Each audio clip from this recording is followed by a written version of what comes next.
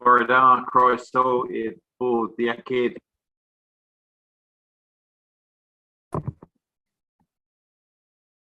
This is the extraordinary meeting of the Health Board to consider a number of items on an extraordinary basis, and I am opening the meeting accordingly.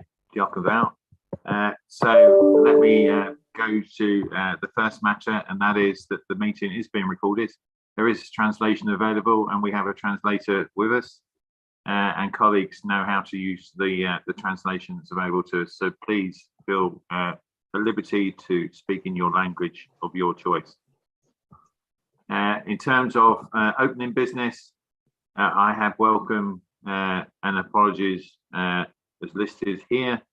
I have Helen recorded as absent, Richard, who was with us earlier on and may still be with us, I think, Sue Green, Morwenna, Nikki, Adrian, Medwin, and John Cunliffe, albeit John will return at some point, hopefully, if he's not still with us.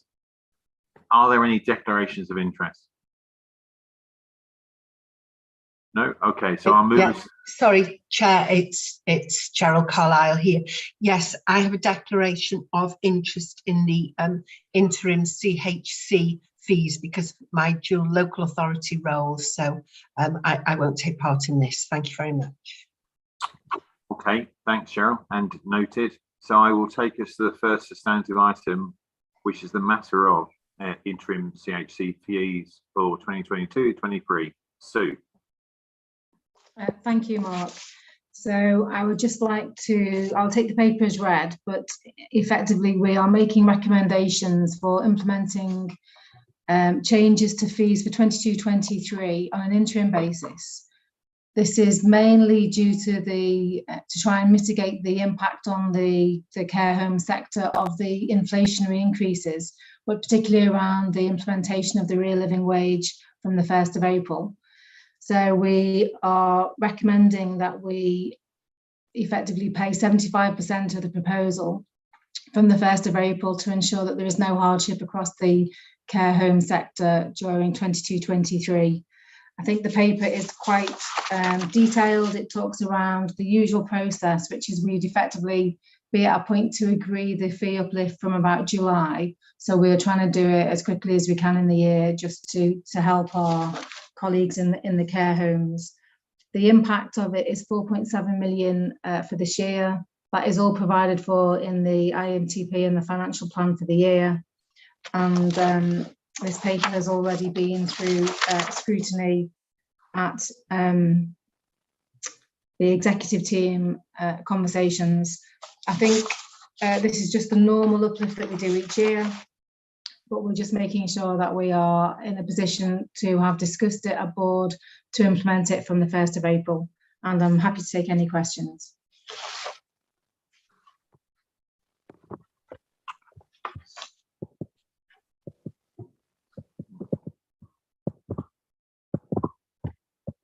So this would normally have gone through PFIG, but the paper notes that's not been possible on this occasion. Is that correct? Yeah, it was just because we were trying to effect it quickly, Mark, so that we can pay it from the 1st of April. Okay, I'm sure that speed will be appreciated by partners. So on that note, are there any questions or observations that colleagues want to make about the paper? Okay, there are a list of 4 components to the recommendation on the first page of the paper. I don't intend to read through all of that. Are colleagues happy to support the recommendation as listed, as I've just described?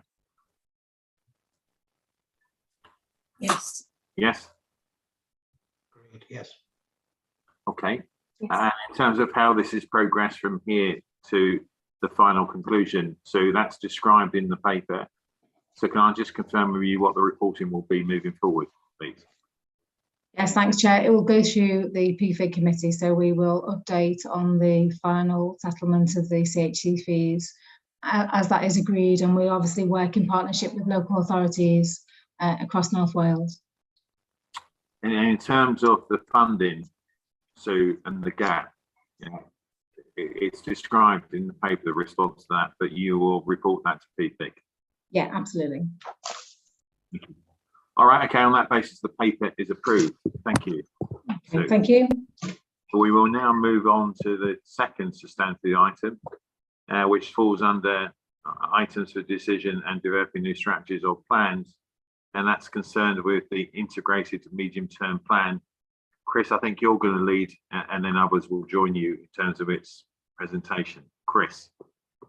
Yeah, thank you, Chair. As you say, I'll kick the item off and cover much of it, and then hand over to Sue and colleagues just to add the bits that I've forgotten and their specific parts. I'll just share my screen just to run through an overview. You should hopefully now be able to see my screen. Could somebody just confirm you can see that? Yes. Yeah. Fantastic. Okay, thank you. I'm going to take us through the integrated medium term plan as put before you today. Just by way of introduction, what is an IMTP? Well, the IMTP is the document which outlines our priorities and the actions that we're going to take to improve our services. It covers a 3-year period, but we formally would refresh it each year. There are a number of strategies and documents and recommendations that we would take into consideration in pulling together our IMTP. I have put 5 there on the left of the screen. Well, the first is the NHS Wales planning framework, which is the platform through which the Minister makes her statutory direction to health boards.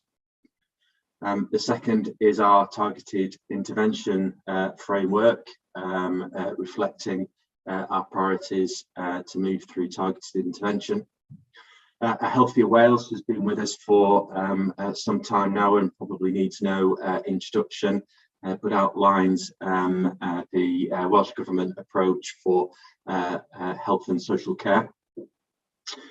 Of course, we would need and wish to include our needs assessment for our local population, and so we have the North Wales population needs assessment there, which we produce with our partners through the RPB. And then, of course, Living Healthier, Staying Well has been our overarching strategy for some period of time and has been refreshed this year. We take all of those into account to then create our IMTP, which is how we localise those priorities to make a plan which fits best for our population and needs here in North Wales. In terms of the context behind the IMTP, this is in fact the first full 3-year IMTP that we have put before the board for approval and then on to Welsh Government, hopefully for approval. Previously, as a consequence of a number of factors, we have only been putting in annual plans. So this is a step change for us as a health board and an important step forwards. Of course, the context of COVID remains with us. COVID continues to be a challenge, not just in terms of active infections, and of course we're seeing more and more infections just at the moment as we have another wave of activity, but also in terms of how do we recover the work that has been postponed and delayed over the course of the last 2 years or so. And I've already mentioned targeted intervention, and that is an important step within our context, as we would wish through the IMTP to address many of the components within targeted intervention in order to move and progress through that status. I'm going to run through a couple of slides in terms of integration and balance, and this is quite important. If we were to look at our annual plan last year and in previous years, you would see that it is segmented, and much of our thinking historically has been segmented, but within the context of what is an integrated health board. The difficulty with this previous approach is that there are a number of interfaces, and at each of those interfaces we have inefficiencies and challenges and difficulties. But actually, just as important as that, when we look to improve a service, say for example we want to improve a service in primary care, quite often the reason we want to improve that service is because the whole system is not in balance. And it's difficult when you segment our health board. It is difficult sometimes then to either recognise that balance or to be able to easily correct it. And we've made a step change in terms of our approach again this year. It's a paradigm shift really, in terms of moving from discrete parts of a system sitting within our health board into thinking much more horizontally and thinking about pathways of care which run end to end, so that if we're looking to fix a particular aspect of our services or improve a particular aspect of our services, we can look at the entire pathway and ensure that it is in balance. That's a really big change, but it's a really important change. And as you read through the IMTP, you will have seen that there are a number of pieces of work documented within that, which help us to move to this end-to-end approach and really to start functioning as a integrated deliverer of care, as opposed to a health board looking after multiple segments of care. Integration isn't just in terms of those different segments, but it is in terms of how we integrate our management and planning of resources. The plan needs to be balanced in terms of the available resource. And we can only plan to use the resources that we reasonably expect to be available. We commonly talk about resource in terms of monetary terms, but that's not the only term that we consider when it comes to planning. We could very easily put forward a financially balanced plan that includes a workforce requirement that is simply unrecruitable. And so it's really important that we do consider those other aspects of resource. And one of the things that you will see in this plan is a much stronger integration, both in terms of our financial resource, but also in terms of workforce and other aspects of resource. And that, again, I think is an important step forward for us as an organisation. I'll just quickly take us through the various components of the IMTP, just to explain the structure. There is a core document which outlines our general approach and the priorities predominantly for next year and touching into the 2 years after that, building very much upon the planning framework, upon our recovery from COVID, upon the needs assessment and upon targeted intervention, as I've already discussed. Wrapped around that core document, we have 7 appendixes. The first appendix clearly lays out how our priorities within the core document align with the ministerial priorities outlined in the planning framework within our targeted interventions framework, and how our priorities that are already underway will continue, and how we will manage to maximise the transformational opportunity from them. The second appendix goes into a little more detail in terms of our planned care recovery, and this will continue to develop. I will come on to this in a couple of slides to explain the support that the delivery unit are currently providing us with. Our third appendix goes through the priorities that we touch in brief in the main document to provide greater detail. Why is it that we consider it to be a priority, and how will we monitor the delivery of that piece of work over the course of the coming 12 months? I touched upon workforce balance. All of the IMTP so far in the main document in those 3 appendices has been fully profiled to make sure that we believe the workforce requirements contained within it are recruitable, and that is laid out in Appendix 4. We've touched in Appendix 5 upon years 2 and 3. They will become increasingly sharper as the year progresses, as is normal within a 3-year process. Our first year is the most granular, and years 2 and 3 slightly less so, but increasingly coming into focus. We've introduced logic models this year. We think this is an important step. A logic model links outputs of activity to actually what difference do they make for the individual users of those services here in North Wales, our population in North Wales.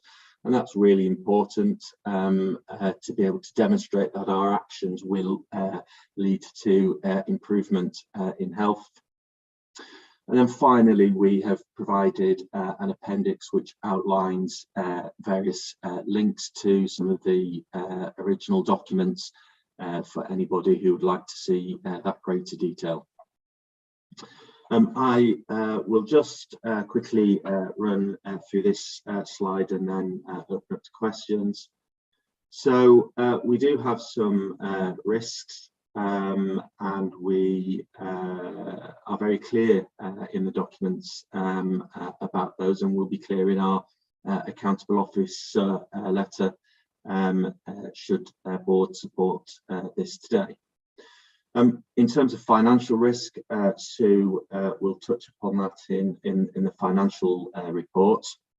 Many of those risks now have been well mitigated. There are a few remaining risks. I'll leave that to Sue in a moment. Workforce remains a risk. There are a number of recruitment challenges within the IMTP. Whilst we have checked those and we consider that they are reasonable, some are more ambitious than others. It's right that we include those particularly ambitious areas if we feel that the service is particularly important or the development is particularly important, and so we have done, including mitigating plans should that recruitment provide difficulties.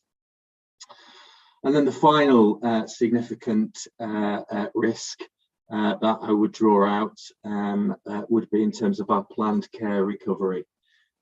I would place this within the context of planning being one of the areas of concern that results in us being in targeted intervention. I believe that the team has undertaken a tremendous amount of work to get to a point of putting in front of you a 3-year balanced IMTP. But in terms of the planned care section, there probably is further areas which we would wish to tweak and develop as we go through and into the year. We have provided a high-level planned care recovery plan, which we believe is approvable. And we've had conversations with NHS Wales delivery unit who are going to come in alongside and support us to now work through a more detailed recovery plan, which we can present to board over the coming month or two as they work with us. And that will then give us a greater degree of confidence that we will be able to achieve the milestones laid out within the document. So in summary, what we've put in front of you today, I believe, is balanced against resource. I believe it contains the right amount of ambition. I believe that we have successfully prioritised against both our population needs, but also our organisational development needs as we seek to come through targeted intervention. And then finally, it is a document that has been crafted throughout in partnership, both in terms of those working within the organisation on the front line, but also in terms of our partner organisations who work across North Wales within this environment. And so I would like to very clearly draw that out. From my perspective, I think that's all I would wish to say before opening to questions. And then, of course, to pick up Sue's financial section.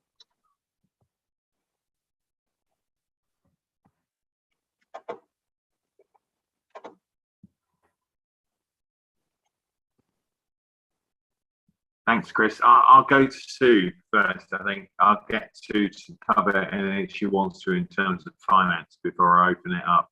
Sue? Thanks, Chair. So in the board pack, there is a short presentation, which is a summary of the very comprehensive and detailed pack that we went through at PFIG last week. The broad headlines are that the IMTP will deliver a balanced plan for the health board in this year and the following 2 years, and will allow us to meet the duty to break even over that 3-year period. This is on the back of the welcome Welsh Government strategic support, the multi-year funding that we are in receipt of, which has allowed us to break even in the previous year, and we're forecasting to break even in this year as well. The IMTP now includes the impact of the Welsh Government notification that was issued on the 14th of March, which confirmed some additional funding, which was around 2 main areas. One was the exceptional costs that we had identified for energy, national insurance, and the impact of the real living wage legislation, and the transitional costs of COVID. So this is about a 37 million additional funding for the health board, which has obviously significantly reduced the financial risk that we have in the IMTP, particularly for 22-23. The IMTP now commits some additional funding around vascular, so for vascular services across the network, but also around the diabetic foot pathway. And this is obviously good news for the vascular service, and is on the back of funding that has been confirmed from Welsh Government that we had put into the previous version of the plan. Resource allocation for the health board is circa 1.9 billion for the next 3 years, 1.9 billion a year for the next 3 years. And that is made up effectively of our opening allocation, the inflationary uplift that covers pay and non-pay, and specific allocations for ring-fence services. And it now means that the financial plan is balanced, but it's balanced in 3 elements. So one around the exceptional costs, where we've had confirmed funding from Welsh Government. 2 around COVID, where the same thing applies. So the costs that we anticipate will be funded. And also, but most importantly, that the core element of the plan for the health board, i.e.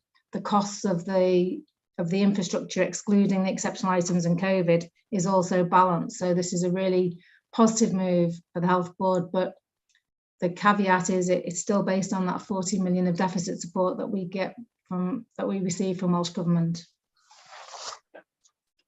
In terms of the savings required, so each year the IMTP requires 35 million of savings, which is around 3% of our discretionary spend. This is a challenging number, but it reflects the ambition of the Health Board to start to reduce the underlying deficit. And we've had a challenge to try and deliver as much of that as we can, or identify it before the beginning of the financial year. Where we are currently is that we have identified from a divisional review 12.5 million of that number, and then we've done a real deep dive into the benchmarking and how that benchmarking may have changed because of COVID, i.e. over the last 2 years. And we've identified about 40 million, of which 27 million is transformational. We've been able to do that by programme, and we understand it by our divisions. And what we're just now doing is working through that in more detail with the divisions to make sure that we have got robust plans in place to deliver that. Chris talked about the risks of the financial plan, and one of the major risks was around the COVID costs and the exceptional costs, which have now been covered by Welsh Government. But there are obviously other things that may affect us. So we've had to make an assumption about energy. And as we all know, just from watching the fuel cost, that is a really difficult number to estimate for the year. So there is a chance that that number could be much bigger than we have put into the plan, and that will be obviously subject to additional conversations with Welsh Government about how we fund that. There's also what impact a new COVID wave could have on our planning assumptions. And that is something that we will just have to react to as it happens. But I think the critical bit is keeping our patients and staff safe. And that is how we have responded to COVID all the way through the last 2 years of pandemic. We have non-quantifiable risks, which are obviously a key one is around the failure to deliver the savings plans. And we are putting in a robust check and challenge around that. And we are running a star chamber for the first quarter of the year to make sure that we have greater confidence around the delivery of the savings programs. And obviously there may be cost pressures that we had not anticipated or that are greater than we have anticipated that we will need to manage as we go through. I think we're obviously very reliant upon our partners in NHS England, so we just need to look at how that will affect the cost profile going forward. And the other thing to consider is any increase of the Welsh risk pool, which is obviously something that we share across NHS Wales. Just in terms of savings, obviously there has been a lot of scrutiny around this, and we are working very closely with the transformational team to make sure that we have a robust benefits realisation around the savings, but also that we're doing the QIA and EQIA processes to make sure that they are not impacting on the safety of our services. But we've done a lot of work, and actually we got PwC in to review the savings that they identified in 2019-20.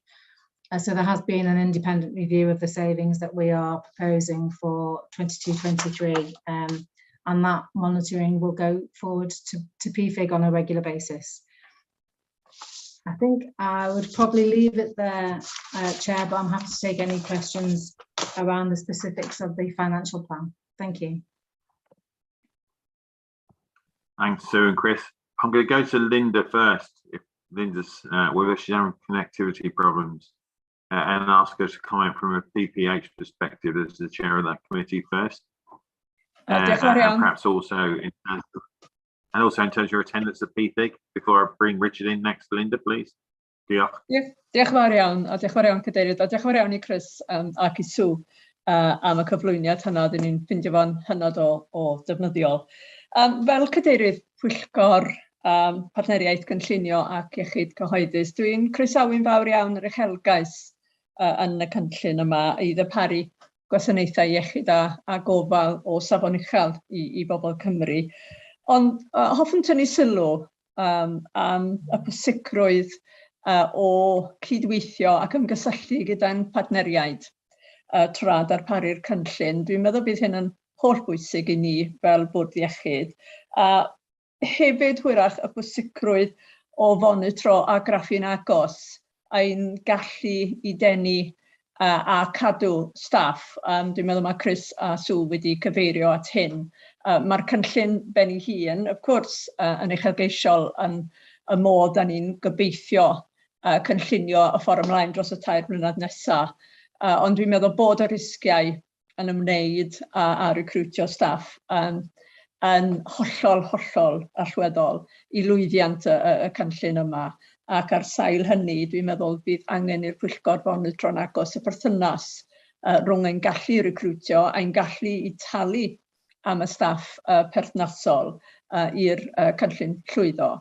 Ond yn y bôn, Mark, dwi yn croesawu'r cynllun ac yr uchelgais, ond yn teimlo bod hyn yn gynllun sydd angen craffu'n aml a bydd angen hwyrach ei newid fel mae'r sefyllfaoedd yn newid yn y modd mae Chris a Sue wedi cyfeirio ynglyn â Covid ac ynglyn hefyd a'r arian bydd ar gael i iechyd ac i'r bwrdd iechyd yn gyffredinol. Ond dwi yn croesawu'r cynllun yn y modd mae wedi cael i gynllwyno ac wedi cael i cyflwyno i ni bore yma. Diolch, Mark. Diolch yn fawr, Linda. Chris, Sue, do you want to respond before I go to Richard next? Thank you, Chair. I would just very briefly I would confirm. I mean, I would recognise that planning isn't a once-a-year process, and we've been very clear that as we move through this, we will need to monitor against the plan and refine as circumstances require. We've also been very clear that in those areas where we think that workforce may be particularly challenging, that we have clearly challenged the teams in terms of mitigating steps, and have put gateway processes into play to make sure that we can intervene. So I'm confident that we can report positively in terms of how we are able to address those concerns as we move through the year, and we'll report through committee in the usual way. Thanks, Chris. Sue, anything from you? Yeah, thank you, Chair. Just as part of the conversation when we reviewed the IMTP and PFIG, we did agree that we would do a robust and comprehensive review of the plan coming up to the sort of September, which is half the way through the year, and that would also include the development of the refresh of the IMTP for 23-24. So that will be something that will be going to the committee, and it will be a standing item going forward. Thank you. Thanks. John, G. Thank you, Chair. Thanks, Sue. Query I've got is in relation to, we have a significant number of vacancies across the board on a year-on-year basis, which is obviously common across most health boards in terms of recruitment. From the budgeting point of view, are we actually taking into account a budget on the assumption we will have 100% of the establishment level of staff, or do we actually take into account a percentage of vacancies and actually drop that down into a saving? How are we actually dealing with what we know will be a projected underspend in terms of the staffing complement and the costs? So could we just have some clarity, please, with regard to how that's dealt with? Thanks.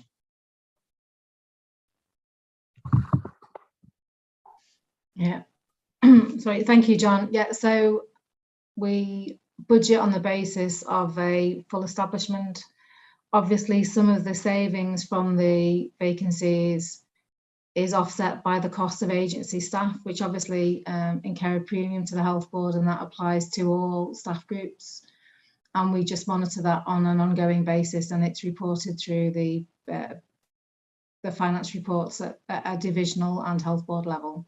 But if you think you need some more information on that, we can start to provide it through the committees. Thank you. Thanks, Sue.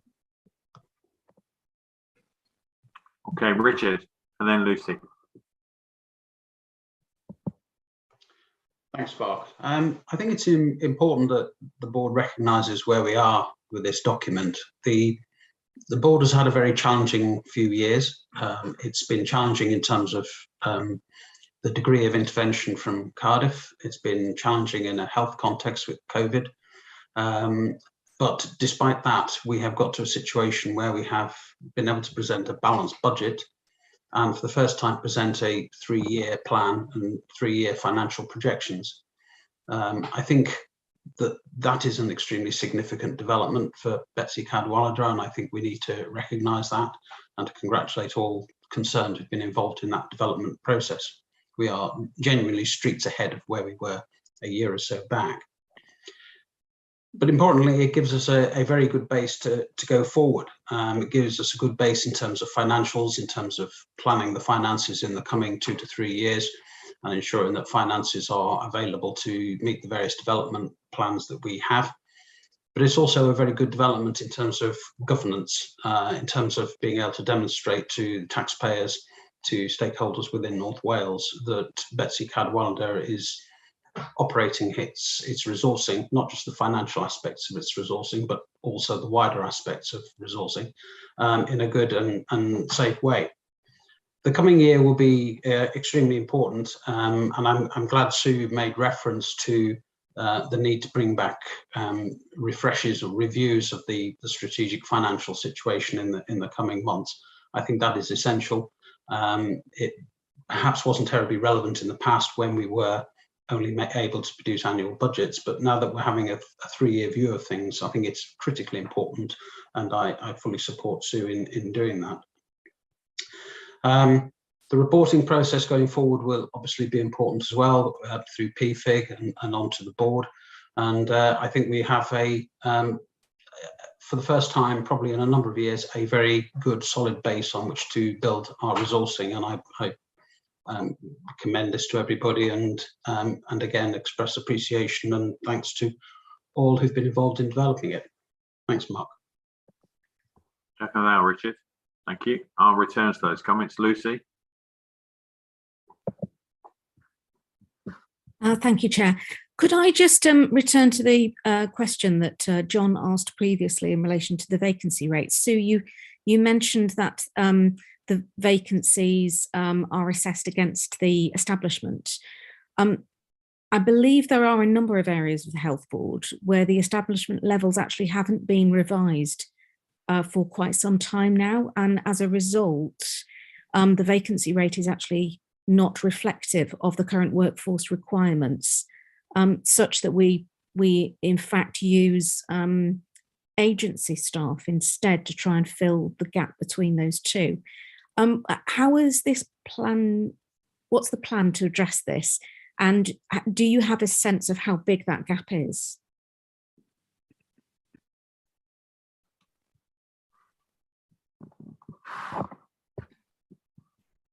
Hi, Lucy. Thank you for that question.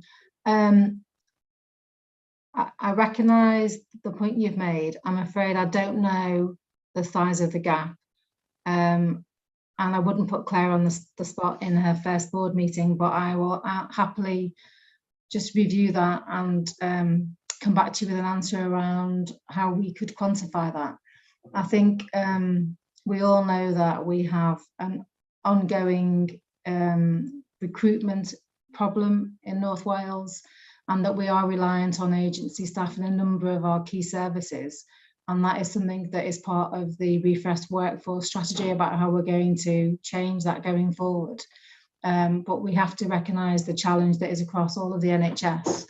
I think I'll have a look at that in terms of the reliance on agency. We could probably do something that showed percentage of the budgeted establishment between substantive bank and agency staff, and I think that might be something that is worth taking to the PPPH committee and PFIG if the chair of PFIG thinks that's relevant. But I will take an action to work with Sue Green and provide a briefing to the board on that.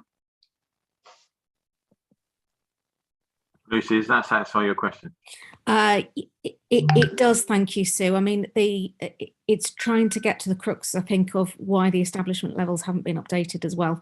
So I recognise the concerns with recruitment, but if we're not starting from that establishment baseline being correct in the first place, the recruitment issue is slightly different, isn't it? But thank you for agreeing to take it forward. Thank you.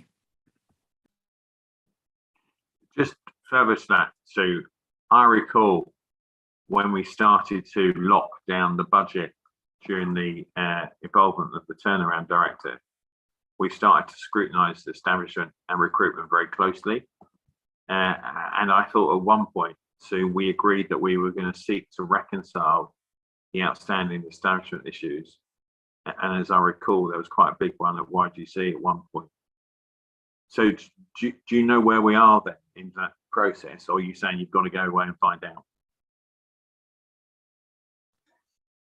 Yeah, Mark, I don't know quite where we're up to around that process, but I know that Sue's done a lot of work around the establishments and working around the total workforce requirement.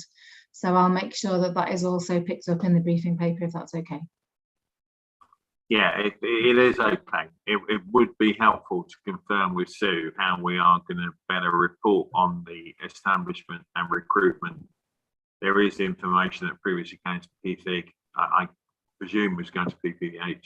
I discussed that with Linda, that topic, the other day, amongst other things, and I've shared that with Joe. I do think we now need to enhance the reporting, not least because it's a key element of delivery of the plan, isn't it? Thank you. Thanks. Okay, any other questions? No hands raised. So thank you for those who've commented and for the assurance that's been gained through the committees. I take us back to Richard's observations. We find ourselves in a far more advanced position than we have done previously, which we ought to congratulate and recognise with the executive team. We are also in a position whereby we've got an integrated plan, the first time in a long time, not without its challenges which I'll return to in a moment, but we do have an integrated plan that we will be presenting to Welsh Government for approval. And I do think the plan is clearer on priorities, actions and outcomes.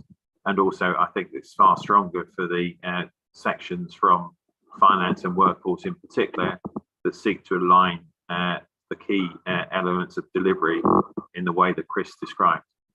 So in terms of reporting, Chris, it's not covered in the paper. I know you will be on top of that, but it would be helpful to have clarity at some point about what is going to be reported where in terms of the plan, so that we're all clear from a governance perspective. You'll recall that previously certain elements of the plan were being reported to certain parts of the committee. I think we just need to tie that up, Chris, in a conversation somewhere.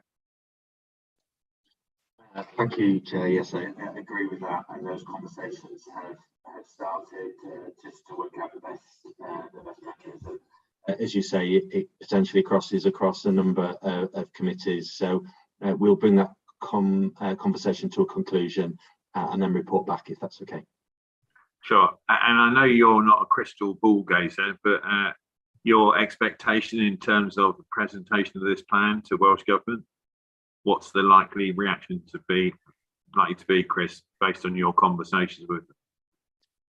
So we have worked with Welsh Government along the way. The plan, I believe, strongly reflects the ministerial priorities laid out in the planning framework and targeted intervention. We have identified for ourselves and committed to filling some of the additional detail in terms of planned care recovery, and the plan is balanced in terms of its resource.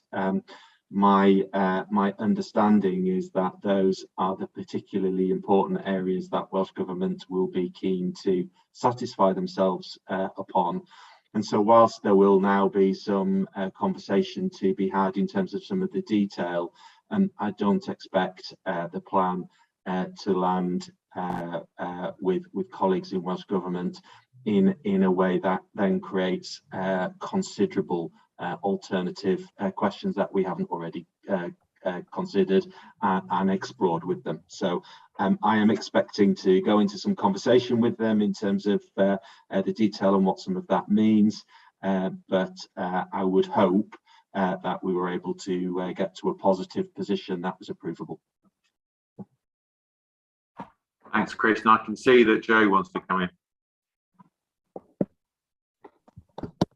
Thank you, Mark. I attended with colleagues yesterday the Integrated Quality Planning and Delivery meeting with Welsh Government, which is one of their opportunities to meet with us to discuss a wide-ranging set of issues. I'm pleased to say that the distance travelled, which our colleagues have alluded to during the course of this agenda item, was also acknowledged by our Welsh Government colleagues. As you would expect, I do expect that they will continue to hold us to account for delivery and scrutinise that delivery, as the board will seek to do in its own meeting and via committee. It was pleasing to hear the acknowledgement of the potential, subject to board discussion today, of having for the first time an approvable IMTP. Thank you. Now, Joe. Okay, so I'll take us to recommendations in the paper. The first is to receive and approve the IMTP. The second is to endorse submission of the IMTP to Welsh Government in line with Welsh planning framework requirements. Are members happy to do that? Yes, agreed. Thank you. Anybody else? Yes. Thank you. Thanks, everyone. Okay, and thanks again to the executive team for producing that document. We have committed, though, to aiming to produce it still earlier next year, along with some financial planning assumptions. So that will be the intention for the next planning year, notwithstanding the progress that we've made. Thank you. Right, I'll move us on then to the next item, which is the people strategy and plan. Claire. Thank you, Chair, and good afternoon, everyone. I just wanted to take this opportunity of going through the broad headlines of the people strategy and plan. And I appreciate that there are 4 documents which hopefully everyone has actually read through, which I'll go through in a moment. So just with the broad headlines, the people strategy and plan has been informed by the discovery undertaken by Stronger Together, and with the purpose of enabling the delivery of the IMTP, of which we've just been having a discussion around. This document has been built upon from the learning from previous years, and particularly through COVID-19, and working with our staff to create an environment for improvement, transformation, and ultimately delivering better services, experiences and outcomes for our patients and citizens of North Wales. This document has been informed by and aligned to 2 pivotal national documents: A Healthier Wales, our plan for health and social care, and A Healthier Wales, our workforce strategy for health and social care, together with the outputs of the refresh of Living Healthier, Staying Well, and the emerging clinical service strategy and plan, and the IMTP. This document describes one of our 5 planning principles to develop the organisation to become an employer of choice.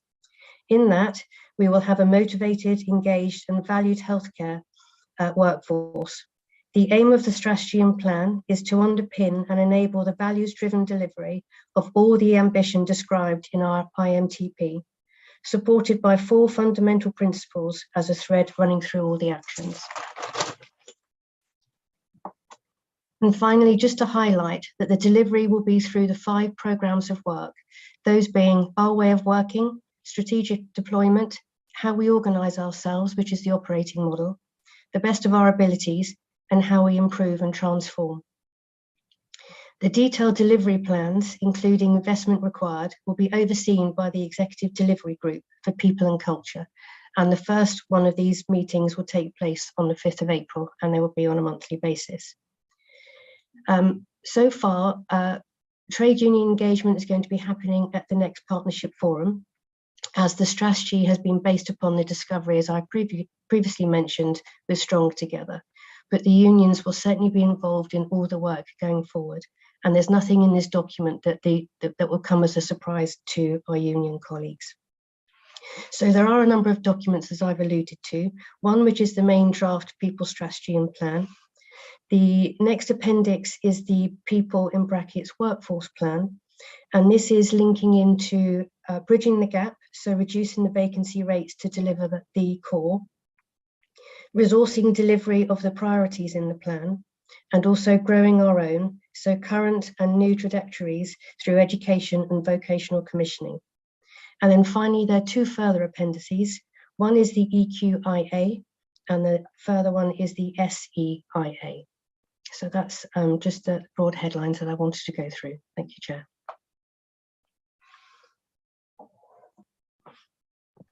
Thanks, Claire. I'm going to ask Linda whether she's got any comments again first, if I may, because Linda chairs PPPH committee. I know she submitted comments to Sue directly. So Linda first, talk on that. Diolch yn fawr iawn, Cadeirydd. A diolch yn fawr iawn I Claire am awgrymu ein fod ni'n edrych yn fanwl ar dogfennau sydd gennym ymlaen ni. Yng nghyffredinol, dwi'n meddwl bod y cynllun ddim yn orffenedig. Dwi'n gweld yr uchelgais ac yn sicr dwi'n gweld bod llawer o waith tro wedi cael ei gwneud I gyrraedd lle da ni. Ond mae o wedi dod i'r bwrdd ac i'r pwyllgor yn hwyr yn y dydd ar ran bod o'n gobeithio cychwyn yn fuan. Ac sa'n ni yn hoffi teimlo bod yna mwy o amser I graffu ar y manylder. Wrth deud hynny, dwi yn cytuno'n llwyr gyda'r egwyddorion a'r gwerthoedd sydd yn sylfaen i'r strategaeth a'r cynllun. Ac yn sicr ar ran y strategaeth, mae o'n cyd-fynd gyda'r cynllun da ni newid trafod, y cynllun 3 mlynedd y Bwrdd Iechyd, ac dwi yn gweld y cyd-gysylltiadau rhwng y cynllun hwnna a'r strategaeth. Ond dwi yn teimlo hwyrach bod y cynllun, fel hwyrach oedd wedi cael ei awgrymu yn ein sgwrs ar yr eitem blaenorol, ddim yn orffenedig ar ran y manylder, ac ar hyn o bryd dwi'n teimlo mae'n angen mwy o craffu ar sut mae'r cynllun yn mynd I cyflawni, sut mae'r cynllun yn mynd I sicrhau bod ein staff ac ein partneriaid wedi cael cyfle I gyfrannu at y modd a ni symud ymlaen. Ac ar sail hynny, nid yw yn teimlo fel cadeirydd y pwyllgor fod y cynllun ar hyn o bryd mor orffenedig fod y bwrdd yn gallu cymeradwyo yn ei gyfanrwydd, ond dwi yn teimlo bod y strategaeth a'r cynllun wedi cyrraedd rwle lle mae'n bosib I ni cymeradwyo lle da ni wedi cyrraedd ar y sail bod yna mwy o graffu hwyrach i'w gwneud cyn fydd o'n orffenedig. Gobeithio bod hwnna'n neud synwyr I Claire ac i'r bwrdd. Diolch yn fawr.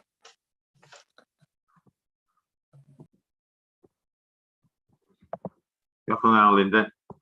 Lucy. Thank you, Chair, and I would support Linda's feedback there as well. I don't think we're quite there with this document yet. I would like to pick up a couple of points as well, if I may, more detailed points. And that actually goes back to Linda's comments about prior scrutiny. So first of all, the cover report actually stipulates as prior scrutiny that this document has been to the board workshop on the 7th of October last year. And it lists a number of dates where it's gone to Partners, People and Population Health Committee. This document itself has not been presented to all of those meetings. And I think that's a really important point because this document itself has not been subject to that prior scrutiny. The subject has been discussed in those forums. And the workshop in October, for example, was actually talking about the outputs of Stronger Together. It wasn't to look at the draft people strategy and plan. And I really do think that's an important point. In relation to the document itself, the first appendix, I'm unclear on page 7, it's whether this is a typographical error or I'm not sure, but it says RAG rating of amber in the table, but then has green, amber and red underneath it. So I don't know whether amber whether that's just been a copy and paste, but then it does I don't understand what that's saying. And the other point is that on page 11, again in the table, it says under accelerated cluster development that there are no workforce implications for that. That surprises me, particularly given the additional support and where we're going in relation to accelerated cluster development. So I'd appreciate a bit more of an explanation on that, please. Right, in terms of the detail, Claire, are you in a position to respond to the questions that Lucy's posed? Unfortunately not at this moment. I'd have to go back and look into it, but I can certainly provide a response after.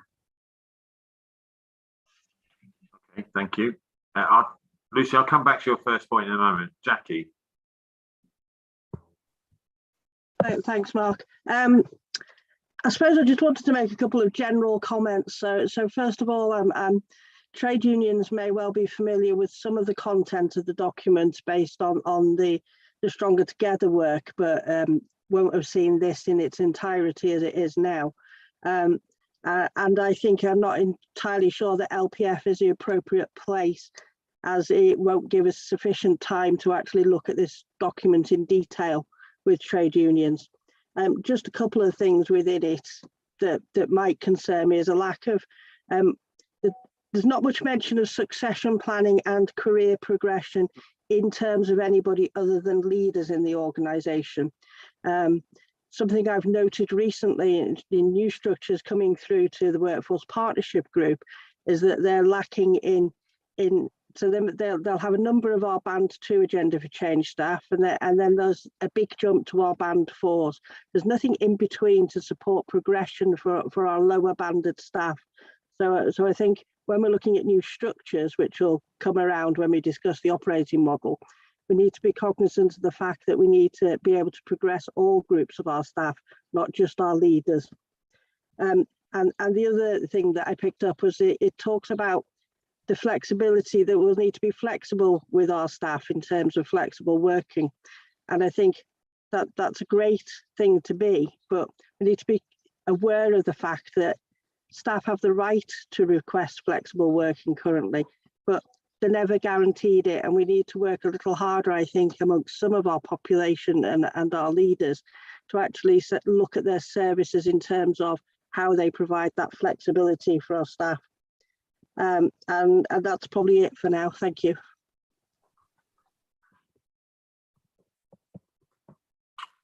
Again, any response from you, Claire, at this point? No, but thank you very much for the comments, and all noted, and I'll certainly take them away and feed that back. Thank you, Chair. Thanks, Claire. Richard. Thanks, Mark. My reaction to this report is that I think I would have preferred a little more detail in it regarding numbers of employees. I think it would have been helpful if there'd been some analysis of the projected numbers that we need to go into recruit going forwards. If you're using, say, nurses as an example to illustrate the point, how many nurses do we need? How many nurses have we got? Looking forward over the coming 2-3 years in this IMTP period, based on their ages, how many of those numbers are likely to be retiring? How many are we likely to lose through other turnover means? And hence, for each year, what's the likely level of recruitment that we've been needing to do year on year? I think that, I mean, this ties in a way to the financial plan that we were just considering, because one of the key areas where we have financial issues is agency spend. And the sort of analysis I've just described, I think, would be fundamental to managing recruitment in a proactive sense over the next 2 to 3 years and keeping the need for agency staff to a minimum. So would have appreciated something along those lines in the report, but your observations would be gratefully received. Thanks, Richard. Chris? Thank you, Chair. So I think all of the comments that I've heard this morning have all been helpful, and clearly Claire can take some of those away, and we as an exec team can contribute to them.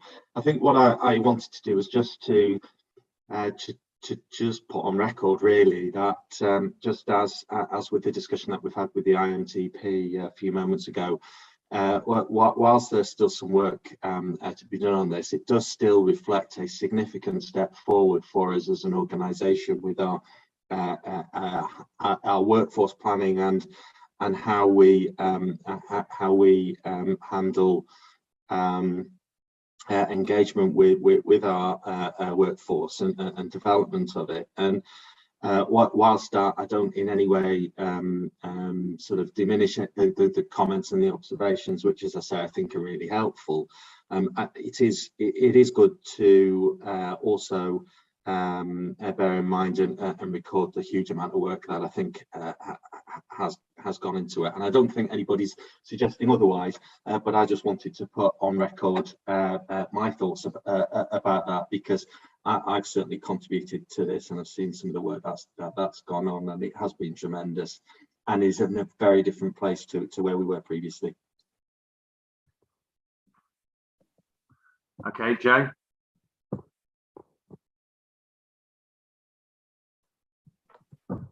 Thank you, colleagues.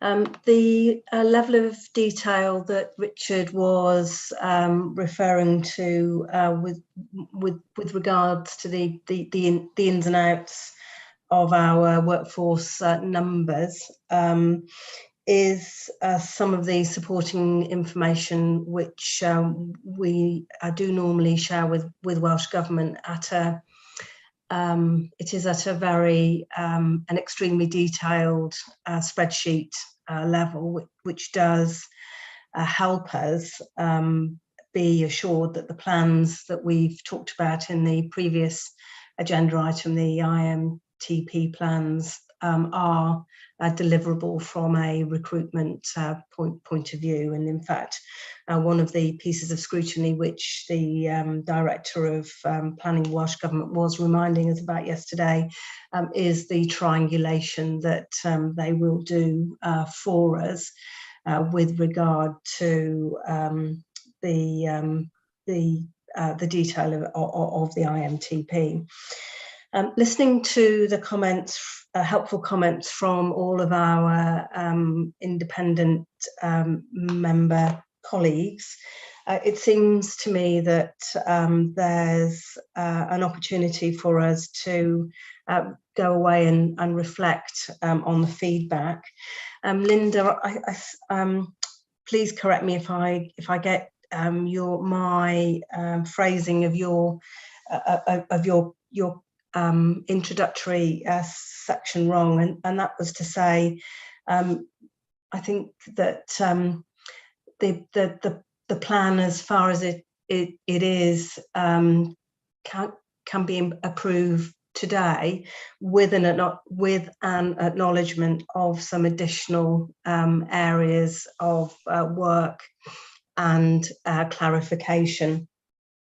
And I think those did include the systems and processes for involvement and engagement of our trade union partners, making sure that we're clear about the provenance of the document in front of colleagues today, which is to say, of course, the Stronger Together conversations that we had across last year did give us a rich vein of material upon which the people plan is largely based, and that we do need to make sure that we have the assurance not only on the workforce implications of the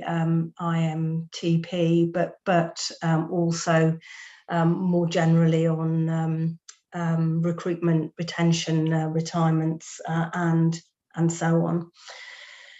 So it feels that on that basis we may, Chair, be able to say, let's acknowledge the work thus far, and let's acknowledge there's a little more work to do. Thank you. So on that note, that will take us to the issue, I think, Joe, that we are not approving the strategy and plan at this point because there is further work to be done, because I don't see how we can when Claire has not been able to answer the questions that have been posed. And I know Claire is standing in pursuit. That is a bit of a key point of assurance. You refer to the words in principle, I think. No matter what, I think this will need to come back.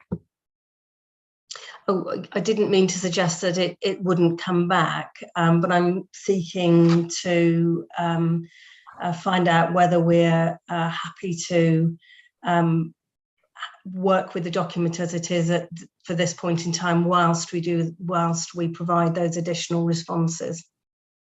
Yeah. Okay. It's So it's a subject to piece. Right, okay. I don't think we can approve it per se. I think we're probably saying the same thing in different ways.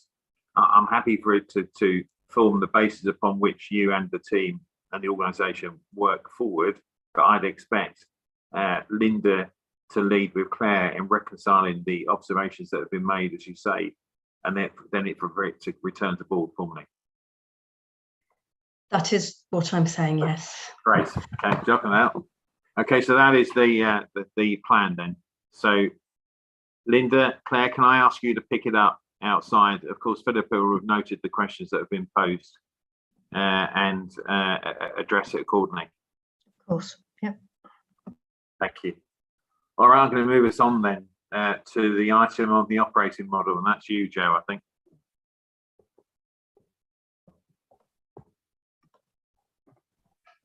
It is. Thank you very much. So I'd like to start by just a small apology, but important. There are a number of errors in the paper which is before you, for which, of course, I would like to apologise. The the operating model paper before you builds on the series of conversations we've had in board and across various committees, most recently at our last board meeting. At that time, we discussed issues with regard to the governance model associated with the operating model, and the board asked Sue and myself and others to undertake more work to clarify the operating model governance arrangements prior to the formal adoption of the operating model. Those pieces of work are now in train, and we are committed to bringing the work back to the board as we agreed in the May meeting. The paper itself reminds colleagues of our Stronger Together and operating model. It touches on the reasons why we believe it is important for us to make changes to our operating model. It talks about our design principles. It reminds us of our engagement, involvement and co-design approach, and summarises the headlines associated with the principles of the operating model, which have all been discussed in prior conversations. We have a number of pieces of work that are in hand, and they are listed starting on page 4 of the report around senior management configurations, clinical service operations, ways of working, organisational and operational governance and assurance work. And it's the work programmes particularly associated with the organisational and operational governance and assurance frameworks, but not exclusively, that the board have raised some helpful comments and issues last time. In order to take those aspects of work forward, I would like to give my personal assurance to colleagues that it is our intention to ensure, as we discussed last time, that IMs, and IM did volunteer last time, will be involved in the conversations to help us further develop our thinking with regard to governance. There are, within that overall work programme, there are 5 strands of work. Those strands of work are being overseen by an executive director, SRO, and each of those 5 programmes of work have either an individual or a team of individuals reporting, leading on those aspects of work. For my own assurance, I also meet with, on a weekly basis, had a meeting earlier on this week for reasons of oversight, and I'm supported in that oversight by the assistant chief executive. Associated with the work around governance that we discussed last time, that we're due to bring back to the May meeting, is of course an assurance that our existing governance arrangements remain extant, and colleagues will see that there's a later board paper which deals with those governance responsibilities in part for consideration today. The scheme of reservation and delegation is the conversation piece that we will have later on today. I'm also cognizant of the fact that we need to keep the organisation in touch with progress associated with the operating model, whilst we take due time, care and attention to deliver the governance arrangements to the satisfaction of the board. And to that end, we have a senior leadership team meeting next week. And during that senior leadership meeting, we will be cascading detailed information, which we will be then asking each senior leader to ensure that information is cascaded fully across the organisation as a whole. Very happy to take any questions that you might have about the process we've put in place to continue the work on the governance to support the implementation of the operating model. Thank you. Thanks, Jo. Questions?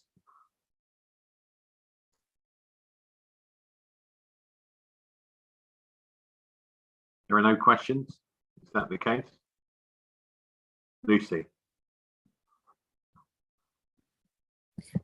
Thank you, Chair. There's obviously been a lot of work gone into this and a lot of thought behind it. A couple of things for me. Firstly, about the timescales. Are they realistic, given that some of the background discussions and meetings that are taking place, I believe there may have to be a revision to the timescales. It's important we get this right. The second thing is, when we looked at the integrated governance framework and the discussions that took place actually over a couple of years in relation to the committee and board structure and what would sit underneath and how those groups would actually report up. Part of those discussions, we were very committed to making sure that there was a very clear, defined governance structure that was one across the organisation, because we recognised that having different structures across the health board was actually preventing appropriate reporting, escalation and visibility of problems as well.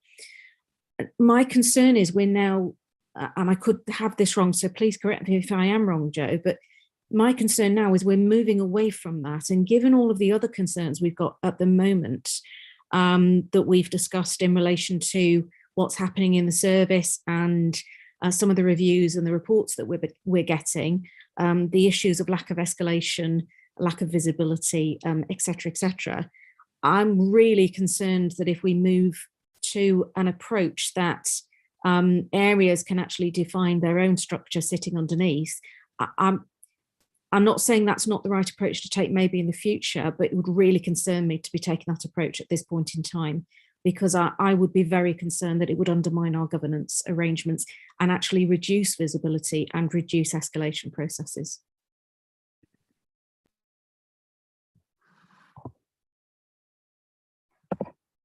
Joe, do you want to respond? Thank you, Lucy. So the management structures that we're proposing to put in place as part of the operating model are consistent where that is appropriate so to do. So the operating model, for example, defines what we expect the leadership structure to be in each of our geographical footprints.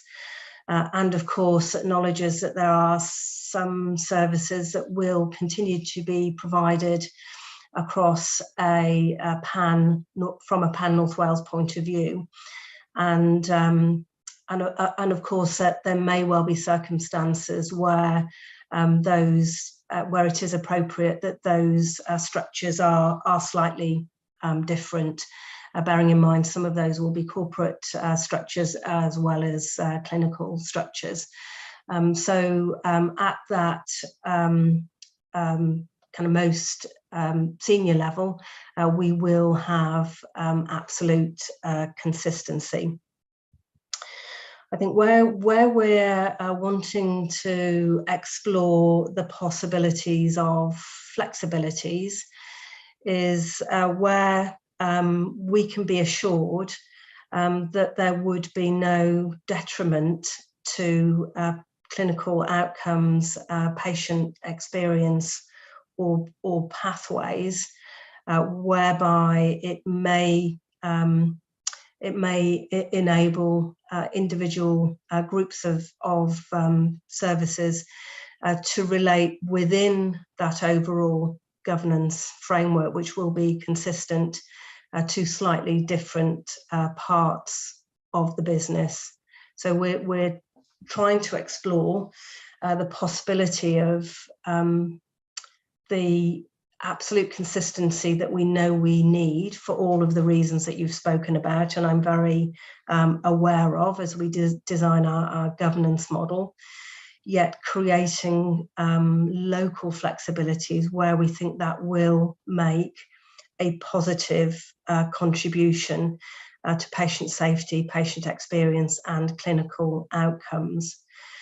Any decisions of that nature would need to be signed off and agreed as part of the governance processes that we would expect to see being in place prior to go live.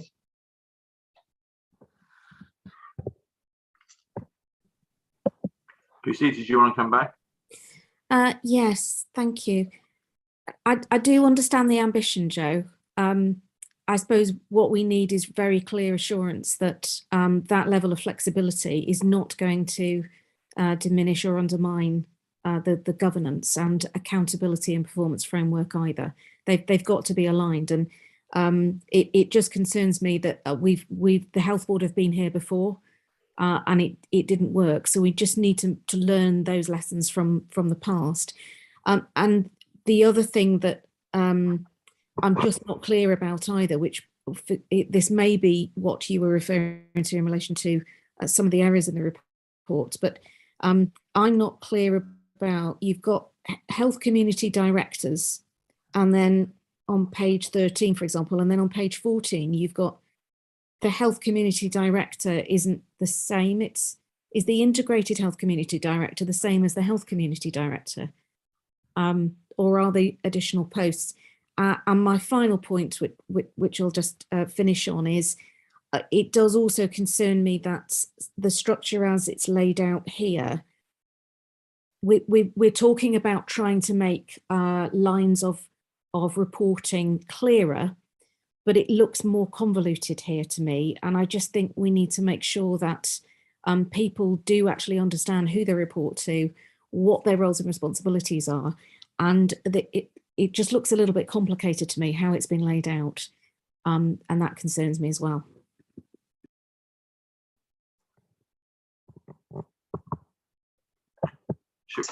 Should we take the next questions, Joe, and then we'll come back to it in the round. Thanks, Lucy. So Richard and then Claire. Thanks, Mark. I actually have two questions, but they're on totally different topics, so perhaps take them separately, if that's okay. The first one is I'd appreciate some views as to how the consultation process has been operated with the affected employees of the board. I ask that because I've heard, and I know other people have heard, comments from various quarters that they don't feel that they have been consulted, or that they don't feel particularly engaged with. Now I have some sympathy with Joe in this regard, because I have to put my hand up. I have been the instigator of reviews myself in the past in other places, and I know you can consult with people, and for one reason or another they will then tell you that you haven't consulted with them. So I understand that, but I'm a bit concerned that to ensure that we have adequately consulted with all of the staff that are likely to be affected by this, given the number of posts that are being created, the number that are being got rid of, and the number of changes being made. That's the first question. Do you want me to leave it there, Mark, or go through the second one as well? Go to the second as well, Richard, I think. Okay. The second one it regards the three major hospitals. They're acute hospitals. They're clearly extremely important. They spend millions of pounds. They employ thousands of people, and they deliver services that are absolutely critical to the community of North Wales. Under the existing structure, as I understand it, the director of in charge of each one of those hospitals is effectively a third tier post. Under the proposed structure, as I understand it, those posts would effectively become fourth tier, or maybe even lower. I can't tell from the document before us today. Given the various challenges that the board has got in some of our hospitals, something that looks on the surface to be a downgrading perhaps sends a message that we don't really want to be sending. I just wonder if this is a good idea, or have I misunderstood your intentions, Joe? Thanks, Mark. Thanks, Richard. Joe?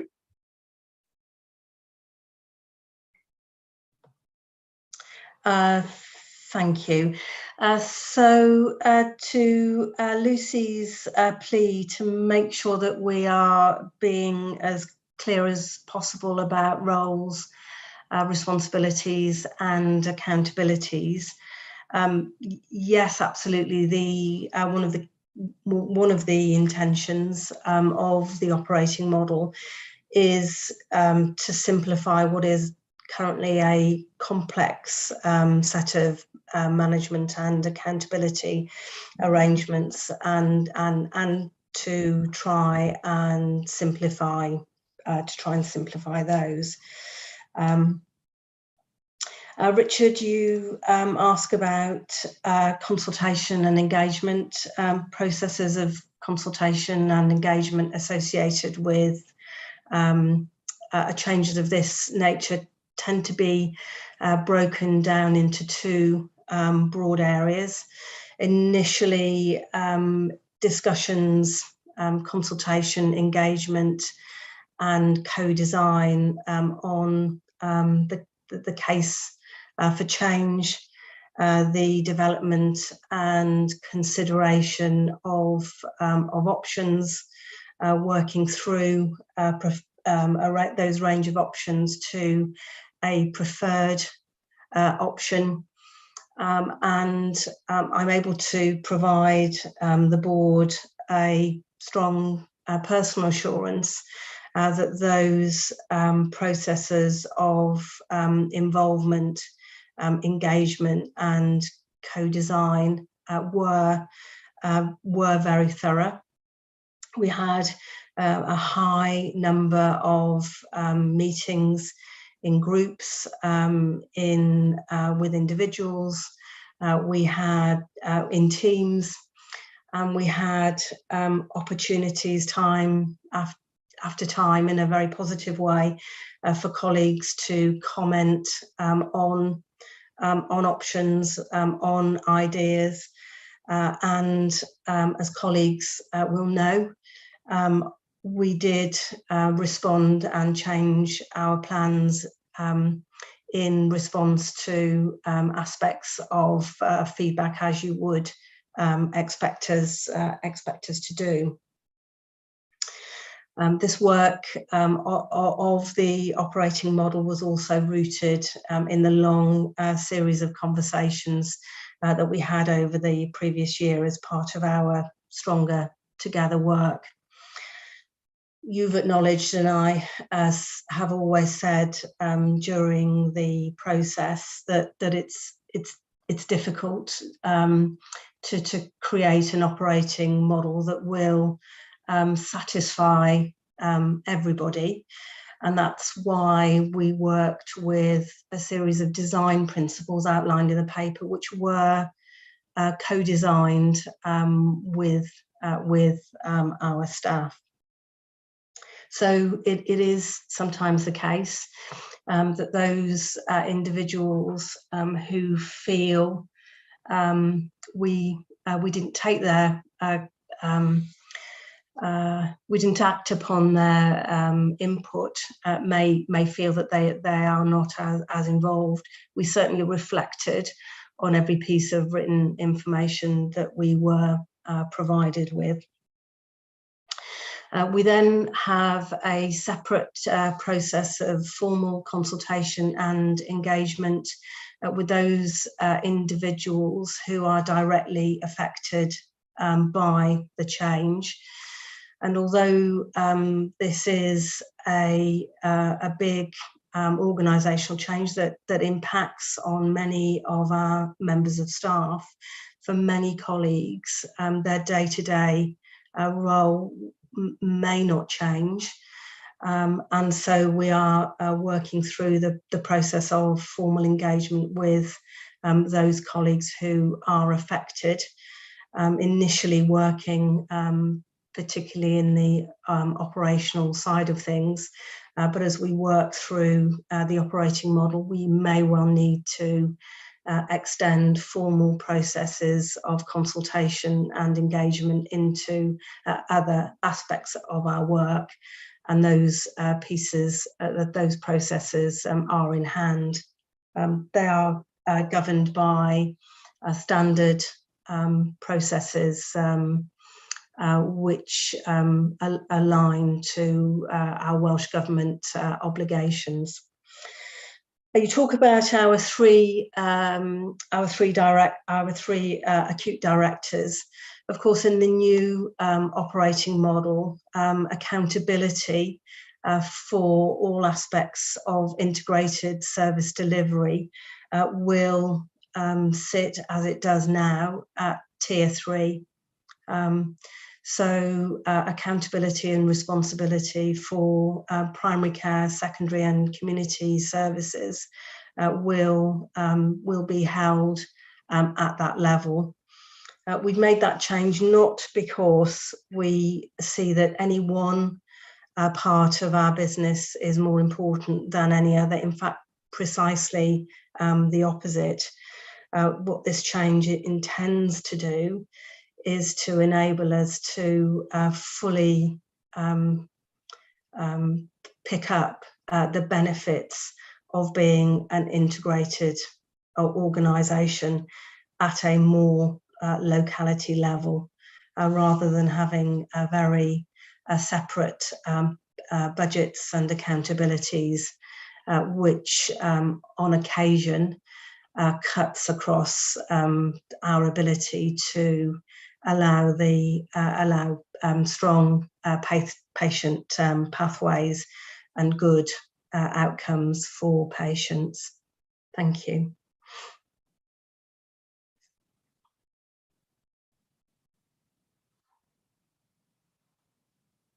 Sorry, when I said tier 3, I did actually mean tier 4. My apologies. Okay, Richard, does that respond to your questions at this point? Thanks, Mark. Firstly, on the consultation one, yes, completely and totally. As I said in my question, I have some sympathy with where Joe is, having run that particular course for myself in the past. So Joe's response was very thorough and fulsome, and I'm more than happy with it. I was rather puzzled about on the acute hospital one, when Joe started talking about it being 3rd tier in the new structure, but she then corrected herself to 4th tier. I am doubtful as to the wisdom of what looks on the surface to be a downgrade of critically important functions in the community. Perhaps I should take a clarity, say I'm not raising the issue of the directors per se, it's the status of the hospital. I was using directors as an illustration. It looks to me, and I think it probably may look at the hospitals, that the hospital has moved down the structure, and given all the other challenges that we talk about under other headings, I'm not convinced that that's a good idea personally, but that's my personal view. Thanks, Mark. Thanks, Richard. Claire. Diolch, Mark. Just get my camera on. So my comments or questions are really more from, I guess, a general governance perspective rather than more specifically about the proposed operating model, because I wouldn't profess to have the right kind of technical knowledge or skills to challenge that. And I think that's the job of the exec team. But I think to have confidence in the operating model, the thing that's not really been described broadly to me, and I think the people strategy and the operating model are inextricably linked, and we've just agreed that we need further work on the people strategy before that can be formally approved, because for me the operating model is the what, it's how we're going to look, it's how we're configured and structured, but the people strategy fundamentally is all about cultures and behaviours and the how we're going to work together as teams to deliver the health board's goals and priorities. And within the people strategy, some of the specific targets that I read in the document focus a lot more around filling recruitment gaps, maybe thinking about succession, and less about cultures and behaviours. So I think my question really is more around, you can, I guess almost I'm saying you can make a case to structure in any way that you feel fit to deliver the objectives and priorities. What will make the structure work, however, is robust teamwork, great leadership, really fantastic training, really good support, great career pathways, and a culture where everybody absolutely wants to do their very best every single day and feels enabled to do that. And whether it's because I'm less close to some of the things that are going on, I can't quite see all of those things all joined up together. But maybe Joe could succinctly describe that for me.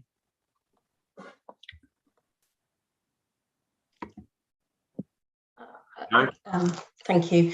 So the operating model sits within a big work programme which we've called Mewn and Dod Stronger Together. And that identifies it identifies 5 broad programs of work. The first is straight to your culture and behaviour point, Claire, our way of working, what we value and how we should treat each other, including how colleagues feel listened to and supported. Our second broad theme is around strategic deployment for everybody across the organisation to understand their own individual role, how that relates to their colleagues, their peers, their line managers, the simplicity point that Lucy was discussing, and how all of that connects to the health board's purpose and goals. We then have a third work stream, which the operating model is designed primarily to resolve. So it's part of a piece of work which is bigger than itself, and that's the how we organise ourselves work stream.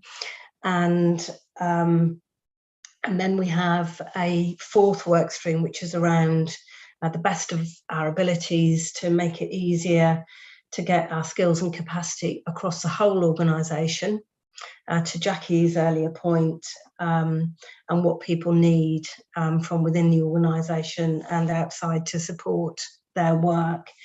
And then finally, how as an organisation we improve and transform. So that speaks to collaboration, working together effectively to address our most challenging issues. Each of those work streams has an executive director as an SRO, each being different. Excuse me.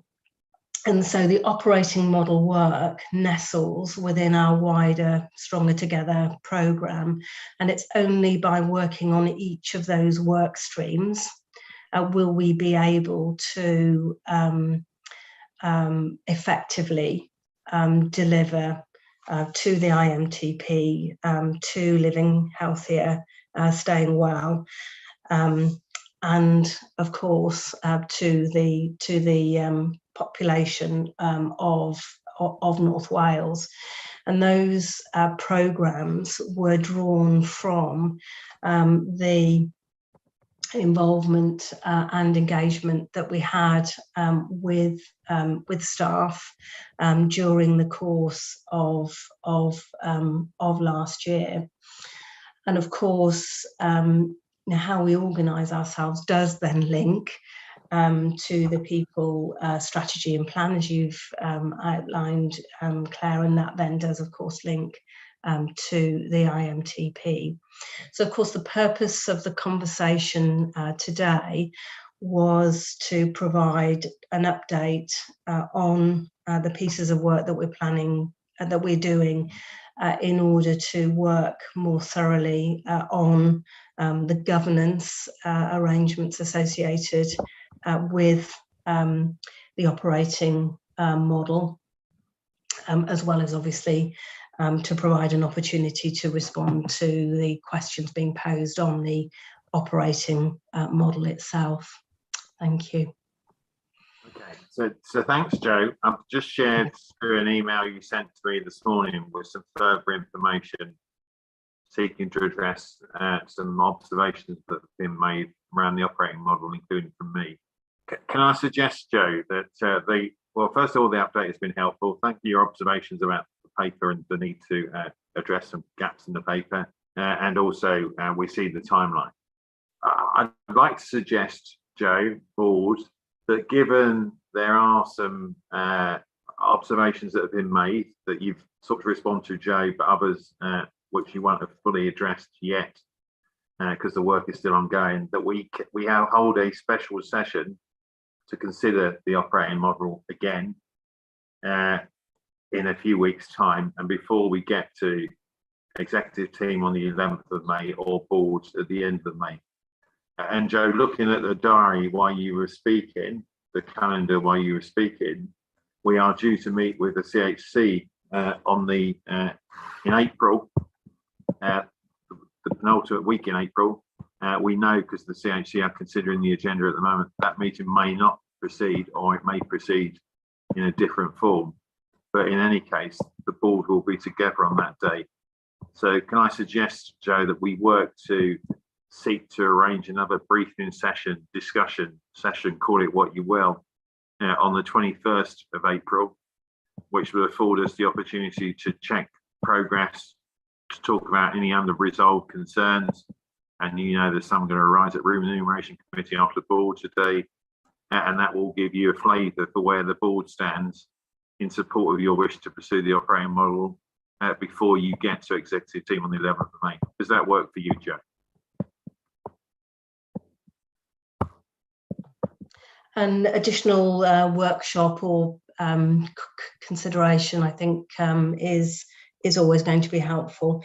And just to go back to Lucy's point about timescales, being realistic, obviously one of the things that we would be able to consider at that point in time is an answer to that question, because we do need to proceed carefully. There are risks at proceeding too slowly, and there are risks at proceeding too quickly. Thank you. Okay, so that's, if colleagues are happy, that's the plan. We received the update that we have from Jo.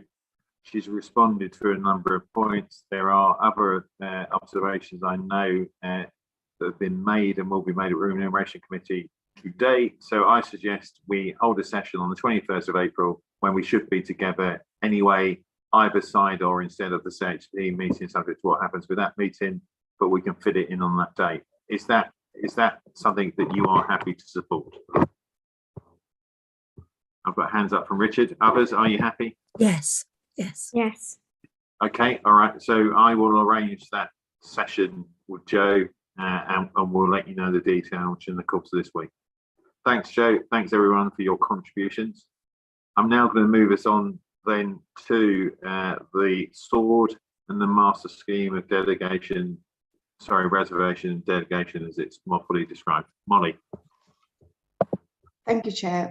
Good afternoon, everyone. The purpose of this item is to seek board approval as part of an annual update, whilst taking into account, as Jo has helpfully highlighted, the need for us to review our governance ahead of implementation of the operating model. So at this point, I'd just like to clarify that there aren't any material changes to this document at this stage. However, there are some proposals for the board to consider, and the document has been to Audit Committee on the 15th of March. So I think it might be useful to just summarise very quickly some of the key points that came up at Audit Committee. So the first one was that Jackie had asked a question around Charitable Funds Committee and the limits that it currently has in the scheme of reserve delegation.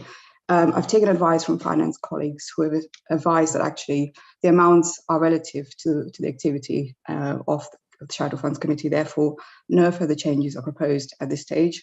However, should board members feel appropriate, we can review this during the iteration of the next version. The second point that came up as well during the review of the document was the need to streamline the activities of the Performance, Finance and Information Governance Committee, as well as the board in relation to business case approval. So the issue that arose during the review is that there's a form of duplication in that business cases go to both PFIG and the board. And therefore, we're proposing that business cases up to limit of £1 million are approved at PFIG, as already goes there. And I've had conversations with the chair of PFIG and some IMs who have confirmed their support in principle of this. And finance colleagues have also liaised with internal audit who have confirmed their approval as well.